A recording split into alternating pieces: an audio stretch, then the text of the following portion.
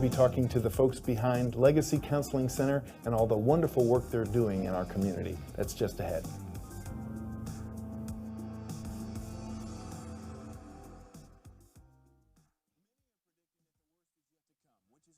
Said one person here.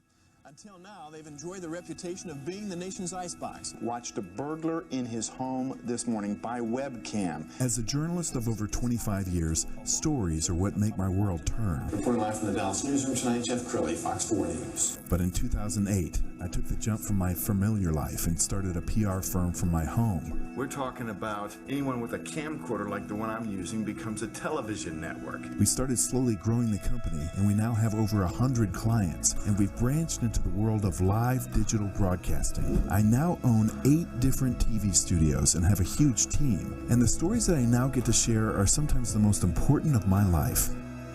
Life has a funny way of coming around full circle. This is the Jeff Crilley Show. Well, if you've watched my show before, you know I love to put a spotlight on people doing good in our backyard, and I can't think of a better group of people to bring into the studio today than the folks behind Legacy Counseling Center. You guys have been around for not 30 years, is that right? That's right, 30 years. 30 years. Hard to believe. On my far right, Melissa Grove, she's the executive director, and David Andrews, you're the past chairman of the board. Correct. Yeah. Yes. So why don't we start with you, Melissa? I think everybody's heard of Legacy Counseling Center, but many people still don't know what you guys do. Well, we are the largest provider of mental health counseling and substance abuse treatment for people living with HIV and AIDS in the South. We started off very grassroots, serving like 20 clients a year, and now we serve over 1,200 clients a year. Huge. And as time has rolled on, we've recognized there was a need for people who were critically ill and terminally ill to find a place to die with dignity or to be cared for in critical moments. So we opened Legacy Founders Cottage. And then we realized, well, when we get them better, where do they go? And so we opened our master leasing program. This is a program we take people from the homeless shelters with HIV and get them in their own apartments, nurse them back to health, encourage them to get jobs, help them and get independent. And then out of that, we've also done educational programs, many other things, and of course our Grace Project. Yes, and if I remember right, David, in '89, it was a much different time.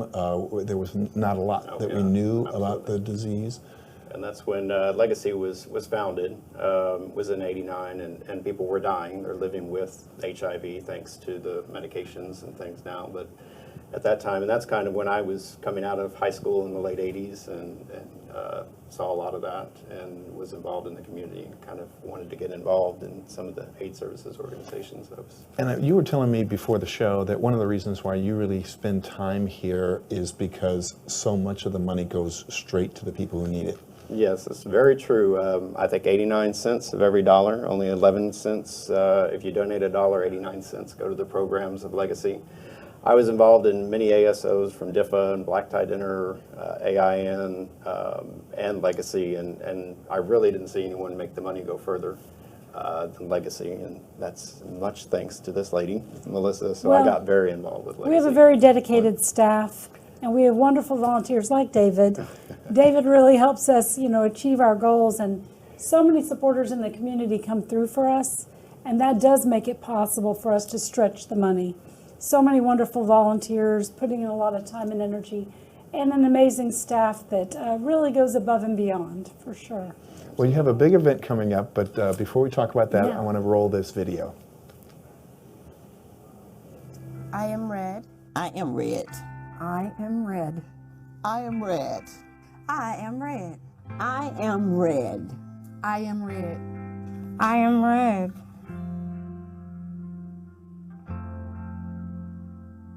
I am a woman living with HIV. And I really don't care. Who knows my status? HIV is a medical diagnosis. Not a judgment on my character or morality. First, love yourself.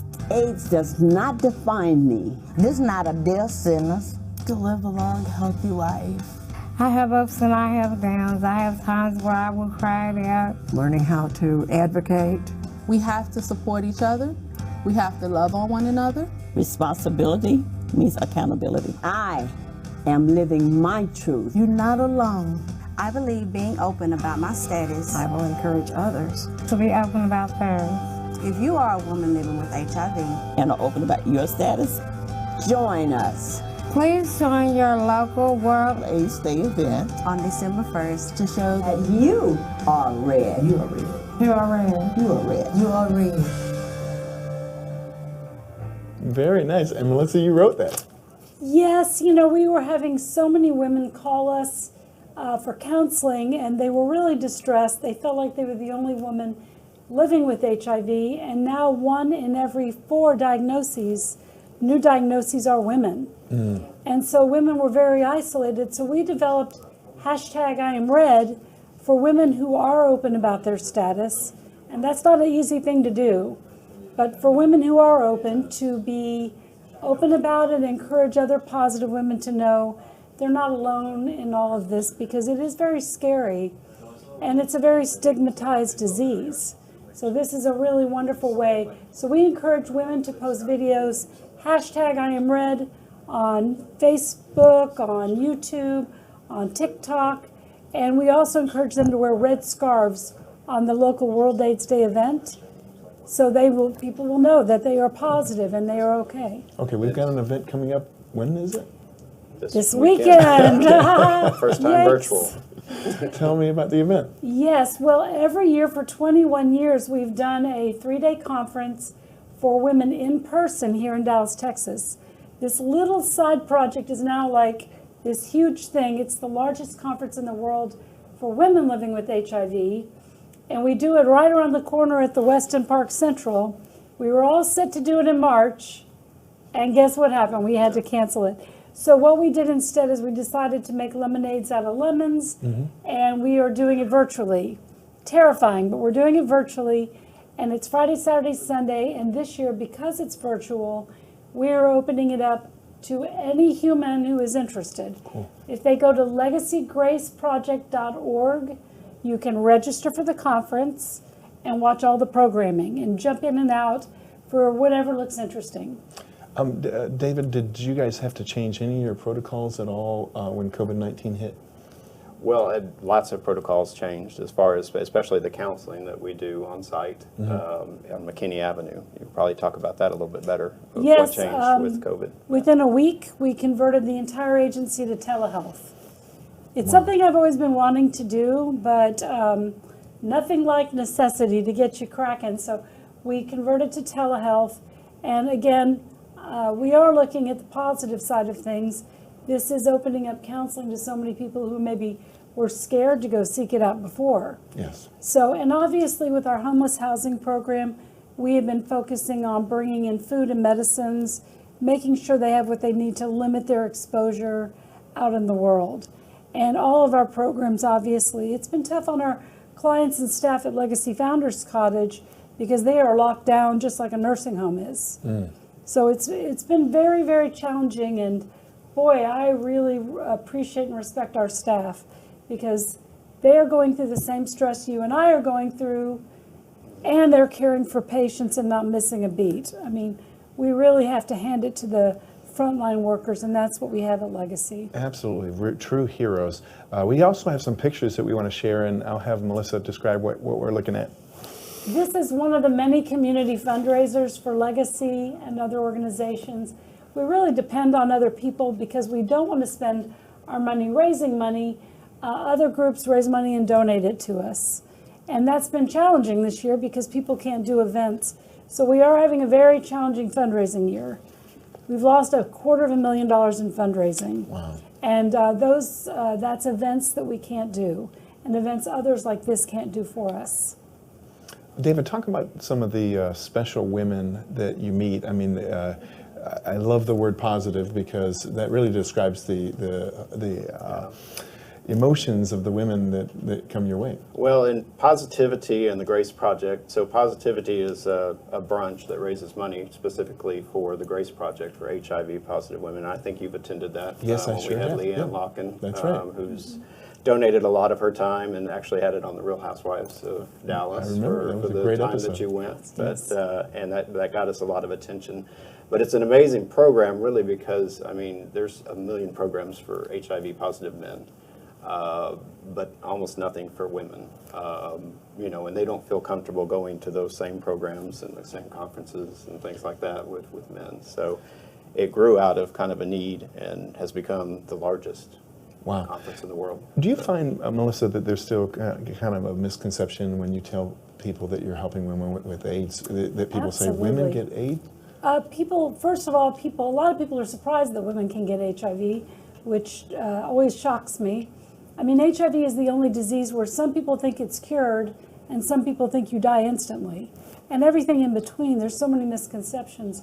Most of the women in our program are infected through romantic partners, through their husbands or boyfriends. And so people think, oh, it's all drug users or sex workers. No, it's just women. One of the ladies put it beautifully. She said, the only thing I'm guilty of is loving someone. And I thought that was really powerful, because we all have a desire to be connected and love someone. And what do you do when that person infects you and you become HIV positive? It's very challenging, you know. And then there's so much societal stigma about HIV. When people say, oh, well, I don't need to be tested for HIV, I know I'm not positive. I'll say, oh, you're a virgin. They'll say, well, no, I'm not a virgin. I said, well, then you don't really know. Right. You know, I have women who are married to their high school sweethearts who became infected. You know, so it's really about loving and connecting people and making sure everybody is valued. And I know, David, when we were looking at the website earlier, you said there's kind of 3 programs. Will you describe them? Well, there's the cottage, which started actually, it's in Oak Cliff, and it actually started as more of a hospice when people were dying. It was a place where they could go to die, and you know, thankfully through medicine and people are living now with HIV. As Melissa, I think, said, we developed the program for housing, for apartments for homeless people, and that part of that was we were healing people at the cottage, and we needed someplace for them to go. So we have, there are also HIV positive individuals that are in the apartments and the housing program. Many with families. I don't know how many children are there in the program currently? About 32 children under 18. Okay. And the number of apartments currently? We have 32 apartments. 32 apartments. So we have the cottage, that program, and then the HIV positive women's conference, the Grace Project as well. We also have a housing information center called Home Base for Housing. And if you go to homebaseforhousing.org, we realized there was really just a lack of one place in Dallas for every housing program. So this is not HIV specific. We were like, if we're going to go to all this trouble, let's make it for everybody. So I encourage everyone who has any housing issue, utility assistance or whatever you might need help with, apartments under $700, that's challenging to find in this environment. Anyone can go to homebaseforhousing.org and look at every program under the sun in North Texas. Outstanding. It's a real resource. We're almost out of time, so David, I'll give you the final word. What do you want people to know? I mean, obviously, if giving is down, you need donations. Well, you know, the events, we can't do the events where we've raised a lot of money. You know, we've had Leslie Jordan perform for 11 years now. I think that was started by Joe Pichetti, who's a huge, I think he's going to be on your show in a few weeks, right. But he's a huge supporter of Legacy. And one year we raised $90,000 out of that, but it's gone on for 11 years. But we've had a lot of different events, and people want to give money and attend events and have fun, you know, in addition to, you know, silent auctions and whatnot. But I think we've had to step up grants, but luckily grants have kind of taken a place of some of that event money that wasn't coming in. But we can always use more, but there's so many opportunities to volunteer. We have a program where you can bring meals for the cottage. You can donate your time, volunteer. We're a beneficiary of other organizations like Black Tie Dinner and DIFA, where people can volunteer their time there. Just a lot of opportunities. It doesn't have to be about writing a check. Outstanding. We're going to go ahead and put up the website so everybody can get in touch.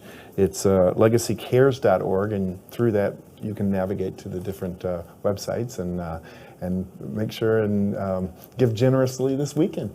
Thank you. Yeah. Thank you both. Thanks for having us. Thank you, Jeff. You bet. And that's it for now. We'll see you next time.